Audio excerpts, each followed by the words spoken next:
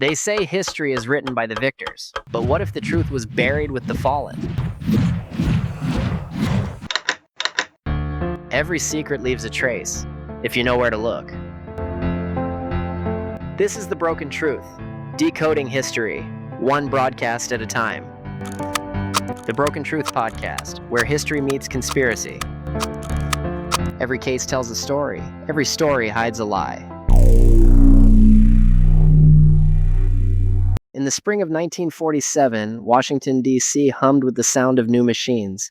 Teletypes chattered in marble corridors. Freshly painted offices bore the scent of ink, steel, and purpose. America had survived the war, but victory brought an unease no parade could quiet. Somewhere inside the White House, behind the oak doors of a restricted wing, a folder slid across the president's desk. The label read, "Eyes Only, Top Secret, Operation Majestic 12. No one ever photographed that folder. No carbon copies survived. Yet according to the legend, it contained the single most shocking report ever compiled by the U.S. government. An account of something recovered from a desert in New Mexico. Something not made by human hands. President Harry S. Truman supposedly leaned forward, reading each page without comment. The paper trembled just slightly in the air conditioning. At the bottom of the final sheet, an authorization line waited. He signed it with his characteristic flourish. One signature, 12 names, and the myth was born. They would call it Majestic 12, 12 men drawn from science, the military, and intelligence. 12 keepers of an unearthly secret. The rumor claimed they reported directly to the commander-in-chief, bypassing Congress, the Pentagon, and the public. Their charter: to investigate, conceal, and control all evidence of non-human technology recovered on American soil. No proof of that signature has ever surfaced. Yet the story has endured for nearly 80 years. It is whispered in hangars, decoded on message boards, and printed on aging microfilm as if repetition could make it real. Every age invents its own priesthood. In 1947, ours wore Air Force uniforms and carried classified clearances. This is their story, or at least the shadow of it. Welcome to the Broken Truth podcast, where history is never finished and the footnotes lead to locked rooms. I'm Garrett Greene. Tonight we enter one of the most contested legends in American secrecy, Majestic 12, the committee that, according to some, became the invisible hand guiding all UFO research from 1947 to the present day. We'll follow the trail from Roswell to Washington, from dusty crash sites to fluorescent-lit archives. We'll examine the names, the documents, and the cultural machinery that turned a handful of typewritten pages into a myth that refuses to die. No speculation here is offered as certainty. Instead, we trace how belief itself becomes evidence, how a forged signature can change the direction of history. The truth may never have been signed in ink, but someone, somewhere, wanted us to think it was. New Mexico, July 1947. The high desert stretched beneath a relentless sun. Sheep rancher W.W. Mac Brazel rode out after a summer storm and found his pasture littered with debris unlike anything he'd ever seen. Thin metallic strips that wouldn't crease. Wooden beams marked with violet symbols. A material that snapped back when folded.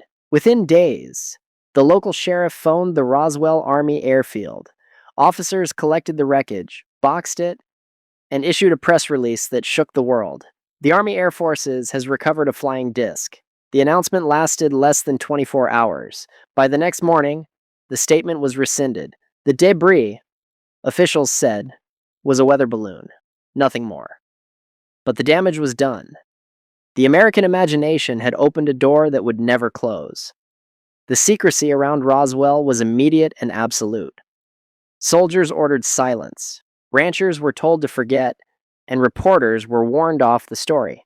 In 1947, the Cold War was gestating. The National Security Act had just been signed, creating the CIA and the structure that would house decades of classified projects. To the architects of post-war intelligence, information itself was a weapon. If something truly extraordinary had crashed near Roswell, only a handful of men would ever know. The rest would see what they were told to see. Later accounts claimed that debris was flown to right field in Ohio. examined under halogen lights, and locked away. Theories multiplied. An experimental aircraft, a Soviet device, or something far older than both nations combined. Each explanation required a mechanism of silence, a system capable of suppressing witnesses, controlling media, and burying evidence under layers of need to know. Out of that requirement, believers say, came the proposal for a special committee, a small, deniable group answerable only to the president. 12 men would be enough, just enough to hold the secret, not enough to fracture it. Roswell was more than an incident. It was a revelation about control. The event taught Washington how to hide in plain sight. To understand why Majestic 12 sounded plausible, we have to step into the world Harry Truman actually built. In the months after World War II, American victory had uncovered a darker prize. Thousands of German scientists, engineers, and physicians whose knowledge could accelerate U.S. technology, or arm the Soviet Union if left behind. Operation Paperclip, authorized by Truman in 1945, secretly brought more than 1,600 of them to the United States. Among them were men who had designed the V-2 rocket, pioneers of jet propulsion, and researchers whose wartime experiments defied morality. They arrived under new identities, their records sanitized. Officially, they were consultants. In truth, they were the seeds of America's military-industrial age. By 1947, the president who had ordered atomic bombs dropped on Japan was now signing the National Security Act, creating the CIA, the National Security Council, and the Unified Department of Defense. For the first time in U.S. history, secrecy became institutional. Within that new architecture, the possibility of a standing committee overseeing extraterrestrial technology no longer seemed outrageous. It sounded procedural. If a foreign aircraft crashed, an investigation team would be assembled. If an unknown aircraft crashed, a more secret team would be necessary. The language of classification already existed. The machinery of containment was humming. Paperclip scientists introduced propulsion concepts that, to ordinary citizens, bordered on science fiction. Circular craft for aerodynamic efficiency, liquid metal fuels, control systems guided by gyroscopes and magnetic fields. Newspapers printed sketches of Nazi flying saucers, and rumor merged with national security. Truman's America was a paradox, a democracy that had discovered the necessity of secrets. The same government that preached transparency in public built entire cities in the desert, where entry required a badge and a blood test.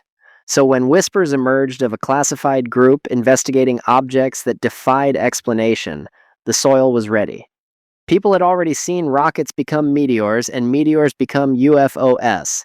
They knew somewhere behind the wire. Someone knew more. The alleged founding date of Majestic 12, September 24th, 1947, falls only 2 months after the National Security Act took effect.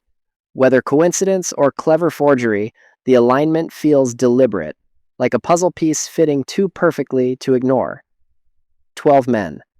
One mandate: control the narrative of the unknown. By the early 1950s, a strange pattern had emerged. Reports of flying discs were pouring into Air Force bases across the country. Silver ovals glinting above highways, luminous spheres hovering over airfields, and pilots describing impossible turns that mocked gravity itself. Newspapers ran the stories beside headlines about Korea and communism. But inside the Pentagon, the tone was no longer amused. The Air Force launched Project Blue Book to catalog and dismiss sightings.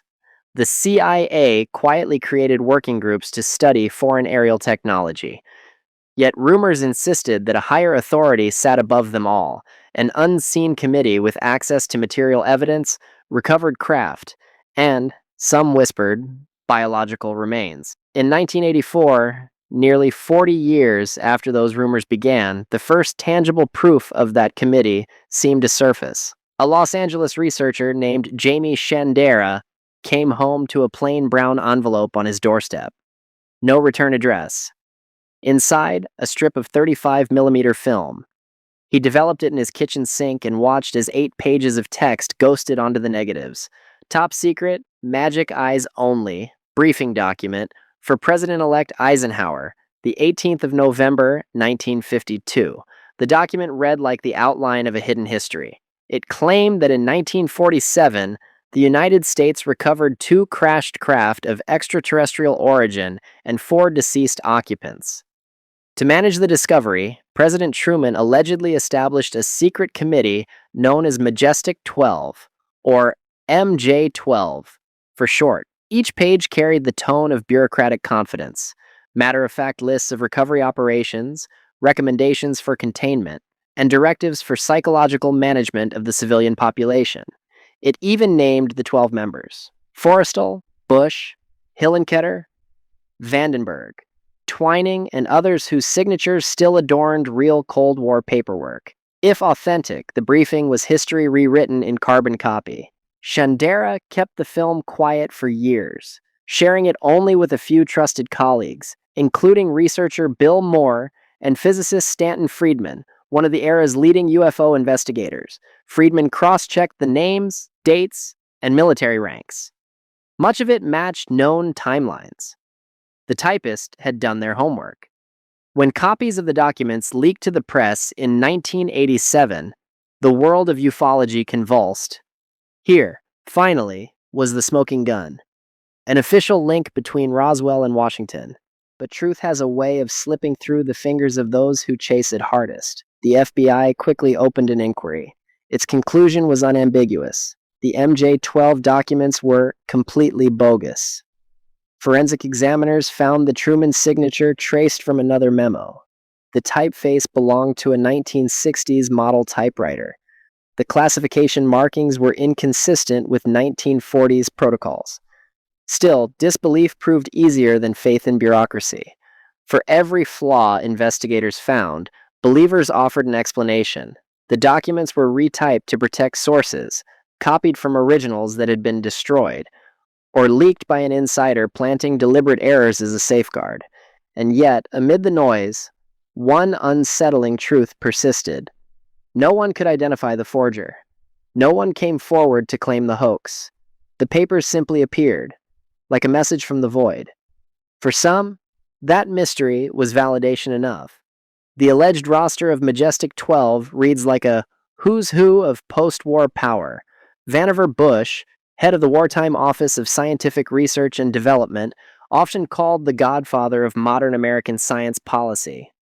James Forrestal, the first Secretary of Defense, a man haunted by secrecy and found dead beneath a hospital window in 1949. Roscoe Hillenkoetter, the first Director of Central Intelligence. Nathan Twining, Air Force Chief of Staff and later Chairman of the Joint Chiefs. Hoyt Vandenberg, another Air Force general whose name graced one of the era's key bases. Each name carried credibility. Each man had access to top-secret material, and several were verifiably involved in early UFO-related briefings. In the years following Roswell, General Twining had written an actual memo declaring that the phenomenon reported is something real, not visionary or fictitious. Hillenkoetter had publicly called for congressional hearings on UFOs. Forrestal had championed inter-service cooperation before his death. Those coincidences became pillars of belief. If the MJ-12 documents were forged, they were forged by someone with an encyclopedic grasp of mid-century bureaucracy. If they were real, they revealed the deepest layer of Cold War secrecy. A cabinet within a cabinet. But history leaves traces, and even traces can contradict. Surviving diaries of Truman's aides mention no such committee. The National Archives found no budgetary allocations matching the names. Not a single authenticated memo, receipt, or meeting schedule ever referenced Majestic 12. The silence, however, only magnified the legend. Conspiracies thrive in absences, feeding on what isn't there. When the government says, no record exists, believers hear. Records were destroyed. By the late 1980s, the Majestic narrative had split into two realities. In one, it was a forgery. Clever, elaborate, but empty. In the other, it was proof of the ultimate truth, that humanity had already made first contact, and 12 men had been chosen to guard that knowledge. Psychologists studying belief systems noted how the story mirrored religious structure: a revelation delivered to prophets, a hidden counsel preserving divine secrets, a promise of disclosure at the end of days. The theology of secrecy had found its scripture. Meanwhile, skeptics pointed to an uncomfortable irony. If the documents were hoaxes, they had been so effective that they created the very secrecy they accused the government of maintaining. Agencies spent time and resources debunking them, feeding the narrative of suppression. The fake became indistinguishable from the function of the real. For believers, each denial was another confirmation. For officials, each confirmation risked legitimizing the myth. The cycle was perfect, endless, and unbreakable. The FBI file on Majestic 12 is slim, only a few dozen pages, but it reads like the anatomy of a ghost. The earliest entry is dated July 1988, when copies of the so-called MJ-12 briefing papers arrived by mail at field offices in Dallas and Los Angeles. Agents dutifully logged them, cross-checked the markings, and sent inquiries to the Air Force and the National Archives. A month later, the case was closed. Completely bogus. The phrase appears underlined in blue pencil, the bureaucratic equivalent of an exorcism. But the Bureau's dismissal didn't kill the story. It consecrated it.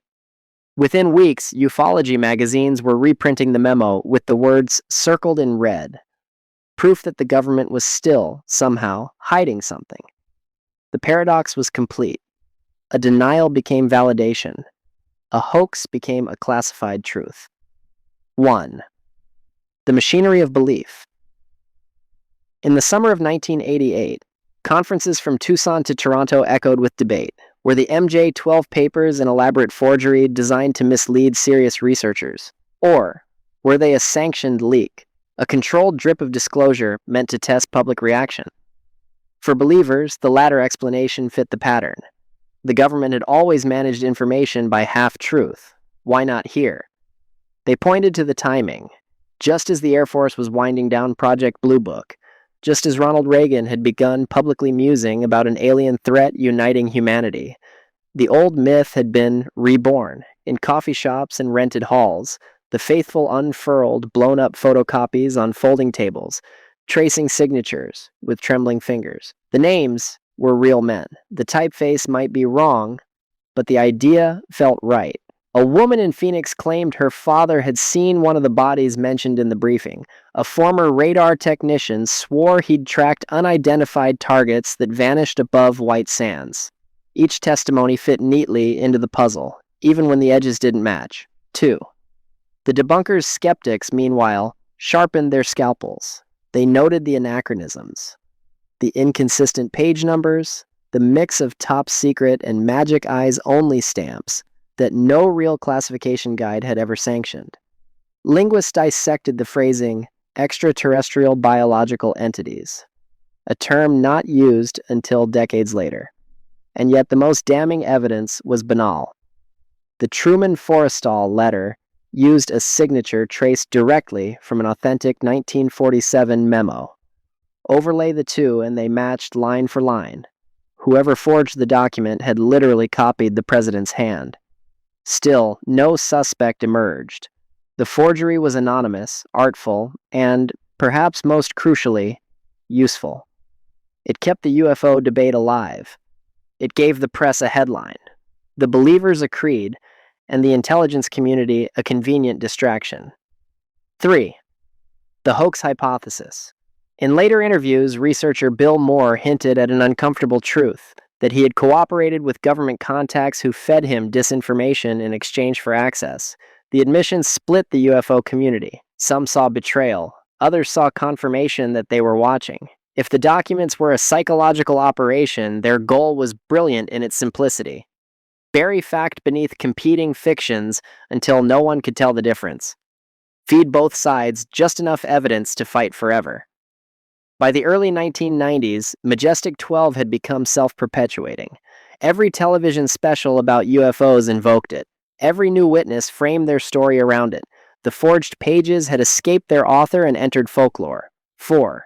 The faithful. What fascinates sociologists isn't the possibility of aliens, but the architecture of belief. The MJ-12 saga demonstrates how modern myth forms in real time. It has all the classical elements: a secret text discovered by chance, a council of hidden sages, an apocalypse deferred by silence.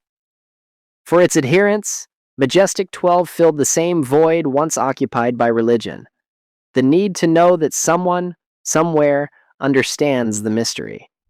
The truth might be terrifying, but at least it was being managed. Psychologists studying conspiracy cognition note that certainty, even dark certainty, is less frightening than chaos. To believe in Majestic 12 was to believe that events, no matter how strange, followed a plan. And so, the movement endured, fed by photocopies, fax machines, and late-night radio. A mythology born from 8 pages of film stock became an institution spanning continents. 5. The Bureau's quiet withdrawal. In 1993, the FBI released its Majestic 12 file under the Freedom of Information Act.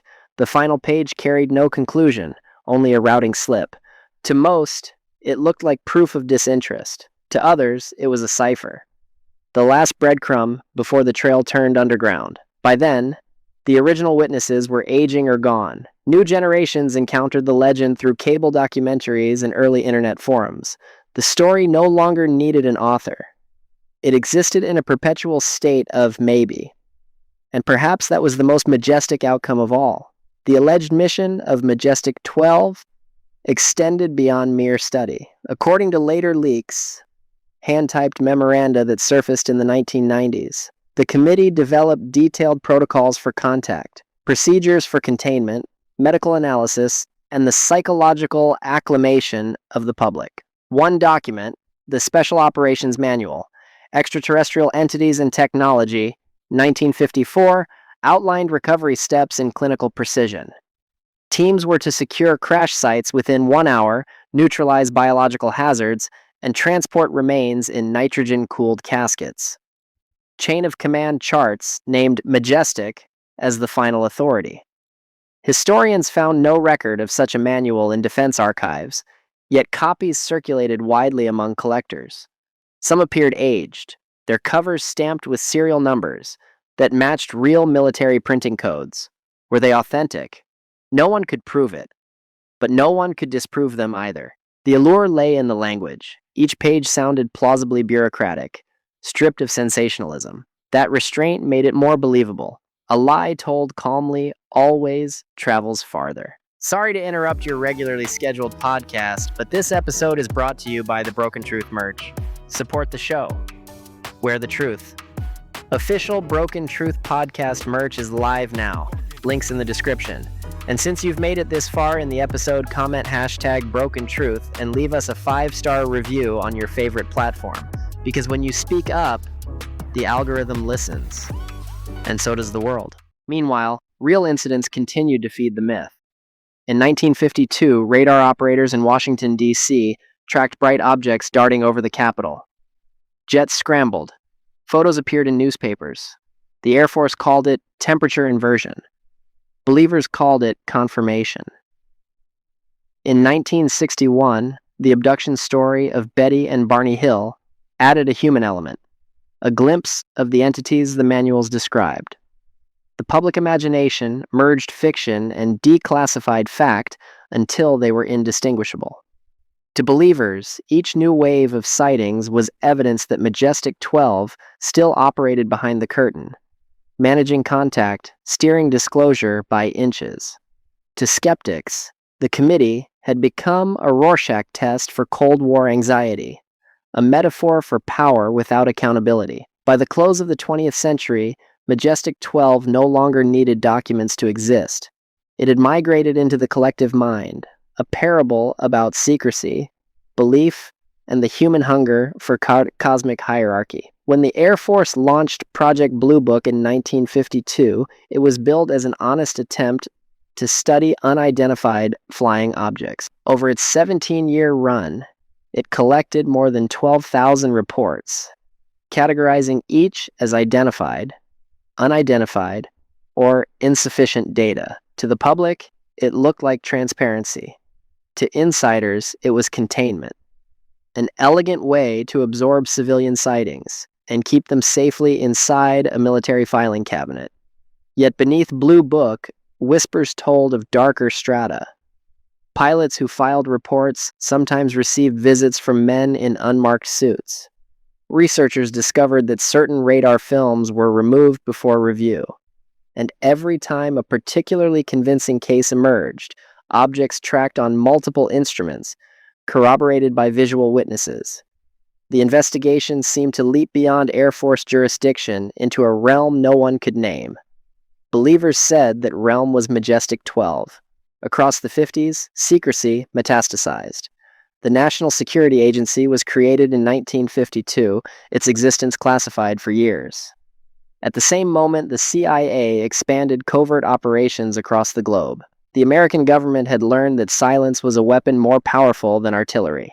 In that climate, UFO phenomena were the perfect laboratory for disinformation. Real experimental aircraft, U-2s, A-12-2s, early stealth prototypes, were routinely mistaken for alien craft. The Air Force encouraged the confusion. A little extraterrestrial hysteria was preferable to Soviet reconnaissance awareness. Every distortion strengthened the myth. If a spy plane crashed, a weather balloon explained it. If the explanation failed, Majestic 12 became the catch-all phantom authority taking charge of foreign materials. The legend and the strategy intertwined until even insiders could not untangle them. Before Blue Book, there had been Project Grudge, a short-lived study whose classified annex explored not physics but psychology.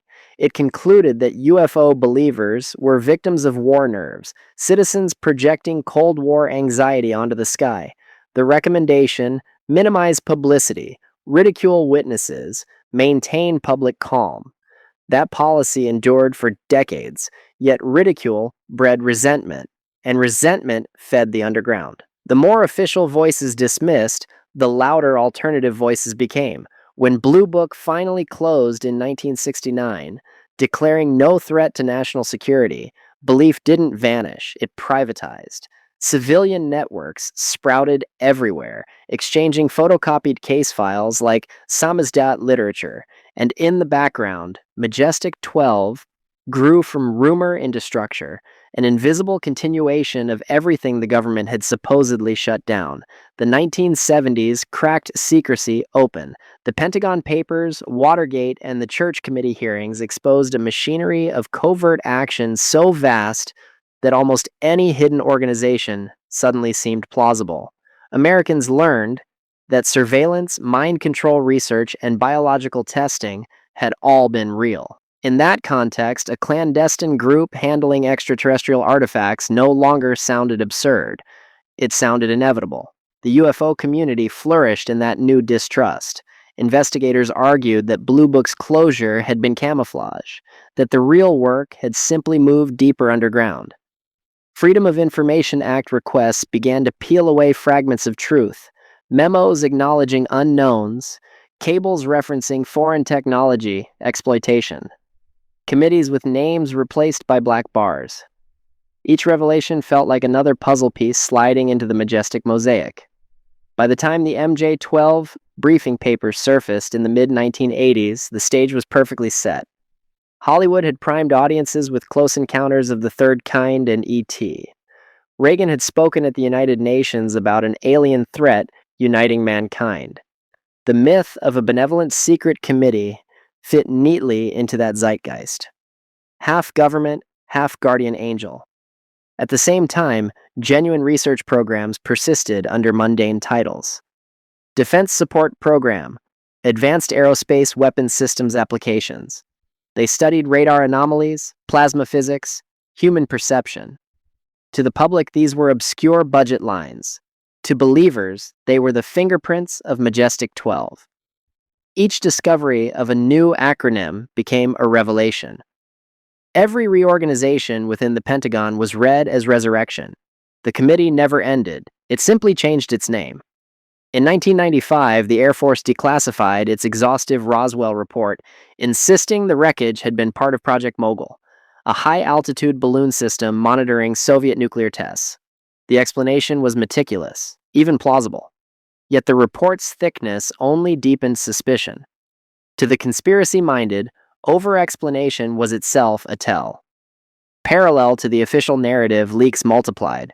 Anonymous faxes of Majestic operations manuals, testimonies of scientists who claimed to have worked in underground labs near Groom Lake. The legend had become participatory. Anyone with a typewriter and imagination could add a verse to the gospel.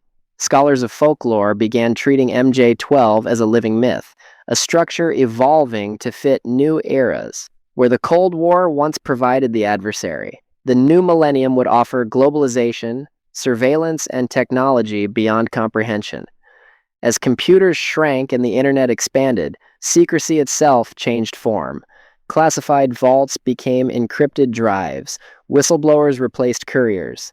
Into that digital wilderness, Majestic 12 adapted perfectly. The 12 men were now 12 logins, 12 clearances, 12 nodes in an invisible network. When WikiLeaks and Snowden released torrents of data, believers combed every file for a trace of MJ-12, keywords, initials, project codes. Nothing concrete surfaced, but context hardly mattered. The absence of evidence had long been evidence itself.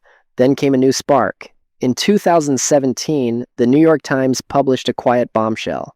The Pentagon had been funding a secret program called the Advanced Aerospace Threat Identification Program, AATIP. Its focus, unidentified aerial phenomena. Videos released with the report showed Navy pilots chasing objects that outran physics. For the world, it was revelation. For those steeped in the old myth, it was confirmation. Majestic 12 had simply rebranded. 12 men had become a budget line, their mandate unchanged.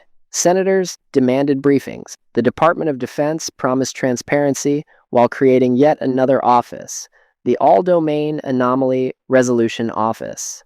Layers upon layers, acronyms nesting inside acronyms. To the believer, that architecture was unmistakable. The hand of Majestic 12 guiding the dance. Look closely, and the rhythm repeats. Discovery, denial, partial disclosure, bureaucracy, silence. Every cycle renews faith in the hidden 12. Whether they ever met in a smoke-filled room is almost irrelevant now. The idea governs perception. It organizes chaos. In the end, Majestic 12 may have been the perfect invention for an age that no longer trusted its own senses. A mirror reflecting the secrecy of its creators and the yearning of its believers. By the late 1990s, the name Majestic 12 no longer belonged to government archives. It belonged to popular culture. What had begun as an 8-page photocopy had evolved into a brand. Part mystery, part marketing. You could buy the documents on VHS compilations, read them in airport paperbacks, or watch them dramatized under dim studio lights on late-night cable. The transformation from classified rumor to entertainment was complete. And yet, that very publicity breathed new life into the legend. Television gave Majestic 12 a pulpit. Producers discovered that secrecy sold better than certainty. Shows like Unsolved Mysteries, Sightings, and The X-Files didn't just report the myth, they canonized it. A smoky basement, a government agent, a blurred document stamped top secret. These images became the new scripture. Every week, millions of viewers absorbed the grammar of paranoia. The coded conversation, the closed-door briefing, the blurred face of the whistleblower. The line between fact and fiction thinned until belief itself became a form of entertainment. For the first time, Majestic 12 was not a rumor whispered in research circles. It was prime time. Cinema followed television's lead. Blockbusters such as Independence Day and Men in Black turned the hidden committee into a narrative device. The wise men behind the curtain, deciding what humanity could handle. Audiences cheered as presidents and soldiers confronted alien fleets. But beneath the spectacle, a quieter idea took root that somewhere beneath the Pentagon, such councils might truly exist. Writers didn't create belief, they refined it. Every script borrowed the cadence of real, declassified memos. Every glowing emblem and underground base echoed details from the leaked MJ-12 papers. The result was a cultural feedback loop, fiction validating rumor, rumor inspiring fiction. By the dawn of the new millennium, Majestic 12 had achieved what no genuine agency ever could: immortality through story. When message boards and dial-up chat rooms appeared, the myth fractured into thousands of voices. Usenet groups dissected fonts, file headers, and metadata. Early websites archived grainy scans and promised new leaks. In that chaotic new medium, authority dissolved. Anyone could become a historian, an insider, a witness. The internet didn't debunk Majestic 12. It democratized it. A legend once limited by photocopy machines, now reproduced at light speed. And in the echo chamber of forums, skepticism and belief became indistinguishable frequencies of the same signal. Every argument spawned counterarguments. Every exposure was followed by a counterexposure. The 12 men became avatars in an endless digital seance. But information is currency, and myths are markets. Intelligence analysts later admitted that online spaces offered a perfect laboratory for influence operations. Feed the conspiracy a few genuine documents, sprinkle in forged ones, and watch public attention chase ghosts instead of policies. For investigators studying disinformation, Majestic 12 was both case study and camouflage, a self-sustaining distraction. While believers mapped imaginary hierarchies of alien contact, real hierarchies of corporate and political power operated unobserved. The committee that never existed became a mirror for the one that did, the invisible alliances of money, data, and control defining the modern world. Across the decades, Majestic 12 transformed from allegation to metaphor. It no longer mattered whether Truman signed the order. What mattered was that people felt he could have. The myth had captured the emotional truth of the Cold War, that democracy required secrets, and those secrets required keepers. Sociologists now treat Majestic 12 as an adaptive myth, one that reshapes itself to preserve cultural memory. When fear of communism faded, the narrative shifted to fear of technology, then to fear of surveillance. The 12 men remained constant, their mission eternal: to manage whatever humanity wasn't ready to face. In that way, the myth achieved a strange honesty. It told us less about aliens and more about ourselves, our appetite for hidden orders, our longing for meaning inside bureaucracy. By the 2000s, the machinery of belief had merged with commerce. Streaming platforms revived UFO documentaries. YouTube channels analyzed every frame of declassified footage, and algorithms learned to feed curiosity with ever deeper intrigue. Clicks replaced classified stamps. The same pattern that once unfolded in filing cabinets now pulsed through data centers. Every view, every share, every whispered "what if" became quantifiable profit. And once again, secrecy proved to be the most valuable commodity of all. The committee that never existed had become an economic model. Today, Majestic 12 lives simultaneously as hoax, hypothesis, and heritage. Ask 10 people, and you'll hear 10 realities: a psychological operation, a whistleblower's revenge, an allegory for elite power, or the literal custodians of alien contact. Each explanation cancels and confirms the others in equal measure. That paradox is its genius, because Majestic 12 is no longer about 12 men at all. It's about the architecture of secrecy that defines the modern age. Whether in Washington, Silicon Valley, or the cloud, the pattern persists. A small circle guarding the code. A public told only what it needs to know. A myth that keeps the system believable. The 21st century began with a paradox. Never had information been more accessible, and never had truth felt more remote. The Cold War vaults were opening one freedom of information request at a time, yet each revelation only seemed to birth new corridors of secrecy. And in the heart of that maze, the specter of Majestic 12 refused to fade. In 2011, the FBI quietly re-uploaded its old Majestic 12 investigation to the digital vault, a scanned relic of blue-penciled pages and skeptical notes. To casual readers, it was archival housekeeping. To believers, it was resurrection. Within hours, screenshots spread across forums with captions like, "They admit it exists." The Bureau's dismissal from 1988 had become a headline in 2011. Time had transformed denial into data. The rhythm of revelation was now algorithmic.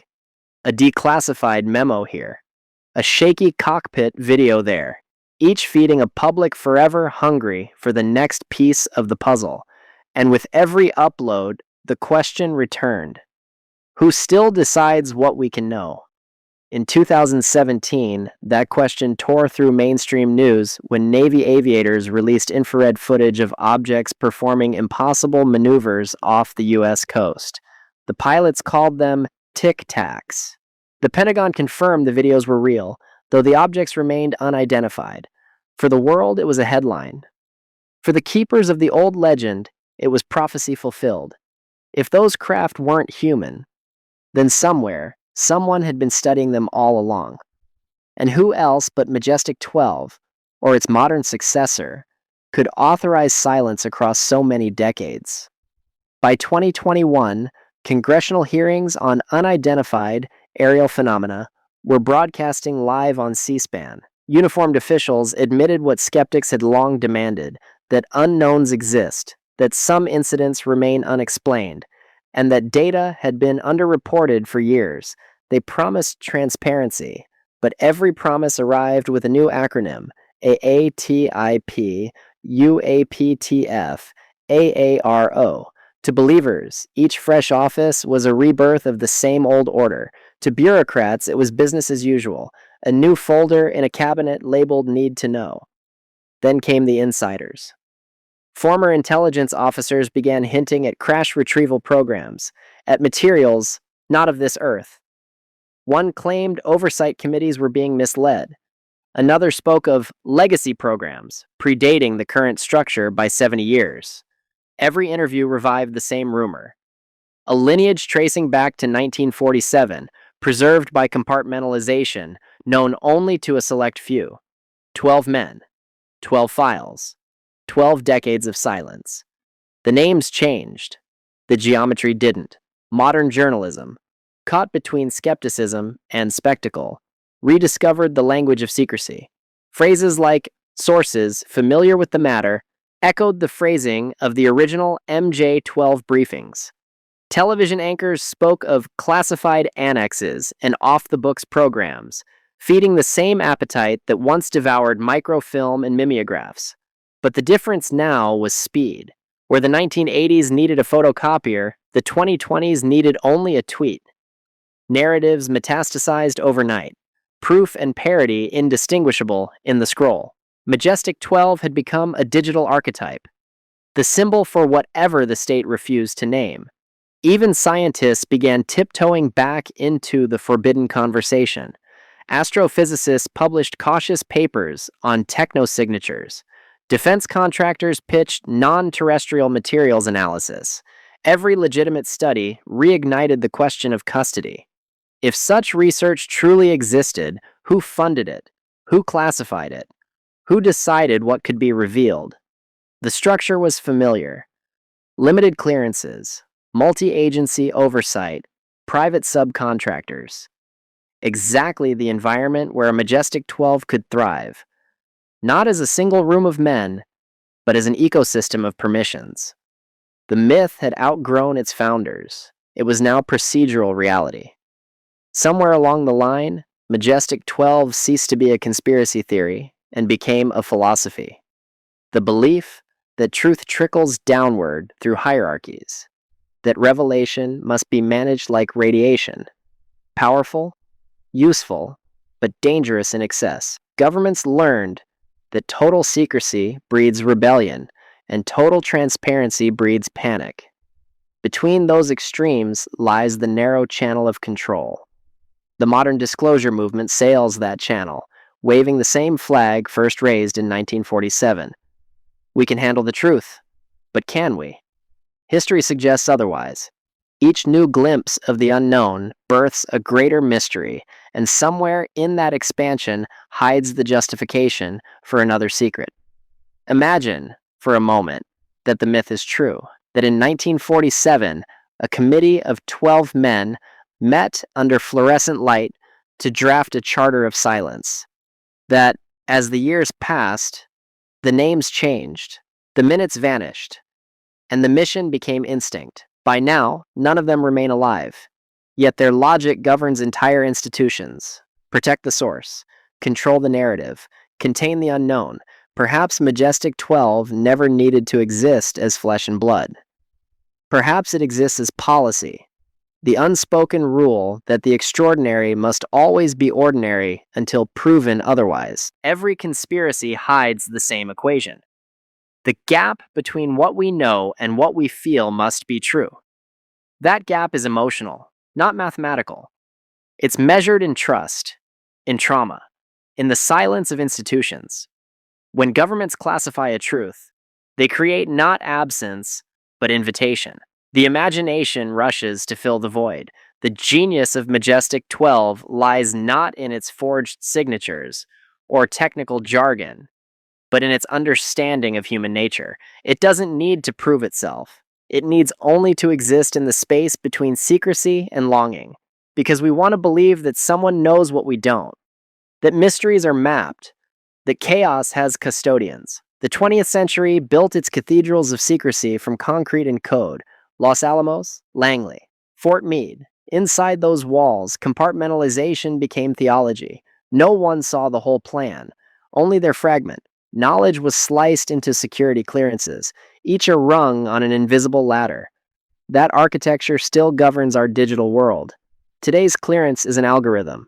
Today's vault, a server farm under desert sand. When we speak of Majestic 12, we are really naming the system that trained us to expect secrecy. A culture where power depends on what can't be verified. The myth endures because the structure endures. And perhaps the structure endures because the myth justifies it.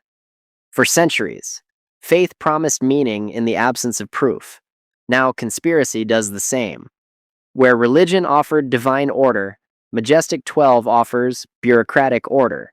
A secular priesthood ensuring that revelation unfolds on schedule. Sociologists call it the secular sacred, belief in a hidden plan that redeems randomness. That is why the legend survives exposure. Debunking the documents doesn't erase the need they satisfy. Expose the forgery, and believers simply pivot. The real papers were destroyed. The doctrine renews itself with each denial, like mythic resurrection. If Majestic 12 truly never existed, then who decided what truths the public could bear? Who rewrote the headlines after Roswell? Who redacted the memos? Who chose which pilots could speak? Someone did. Dozens of someones, hidden behind job titles and non-disclosure agreements. Call them committees, task forces, working groups. The names don't matter. What matters is the pattern. Decision without disclosure. The myth gives those shadows a face, 12 faces. It turns anonymous process into personified power, so we can point and say, they're the ones keeping the secret. In doing so, it lets the real machinery continue unseen. Imagine for a moment that full disclosure arrived tomorrow. Photographs, samples, testimony. Would humanity unite or fracture? Would belief harden into dogma or dissolve in denialism? The architects of secrecy argue that containment protects civilization from panic, but secrecy creates its own madness. Rumor becomes scripture. Mistrust becomes creed. Every suppressed truth accumulates psychic weight, pressing against the walls of democracy until the structure groans. Majestic 12 may never have existed, yet its shadow governs our psychology. We live inside the echo of its silence, Look across history, and the pattern repeats.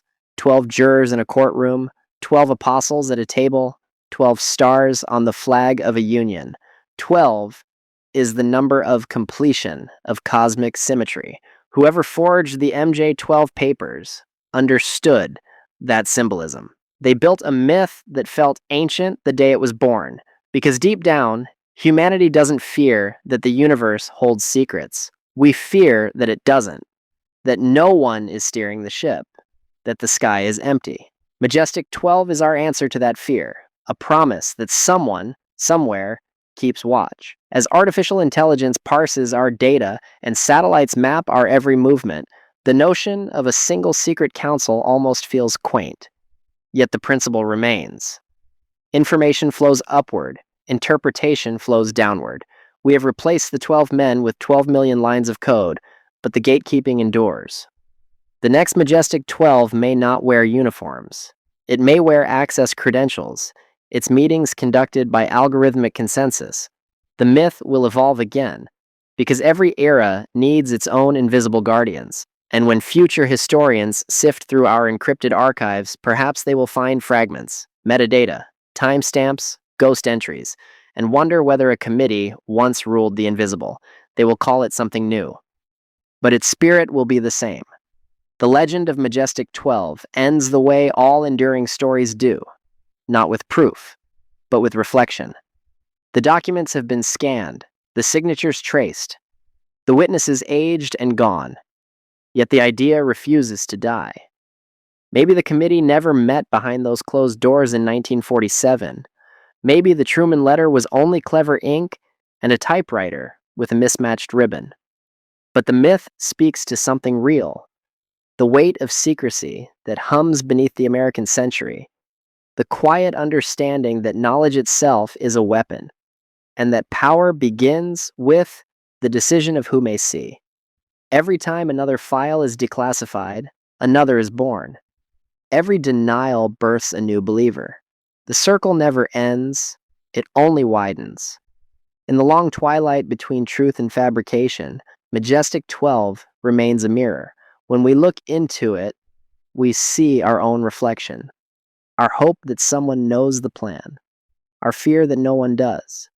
Perhaps that is the real secret, that the myth endures because we need it to. So tonight, as the tape reels slow and the projector light fades, remember this. The greatest conspiracies are not the ones hidden from us, but the ones we build to hide from chaos. 12 men may never have ruled the silence, but the silence still rules us. You've been listening to the Broken Truth podcast. If tonight's investigation moved you to question the boundaries between myth and record, join the conversation inside the inner circle, where the declassified files, the transcripts, and the uncut discussions live. There you'll find the raw documents, the FBI memos, the disputed letters, and the patterns we couldn't read on air. Until then, keep your eyes open, your mind sharp, and your questions louder than your fears. Because the truth isn't whole, it's broken. In a world built on hidden histories and half-truths, we've only just begun to peel back the layers. Because what you've heard tonight was never meant to be known, but you were meant to find it. If you're ready to go deeper, leave us a review, comment your thoughts, share this episode, and step inside the archives. Join the inner circle, where the real evidence is kept. This is the broken truth, because the truth isn't whole, it's broken.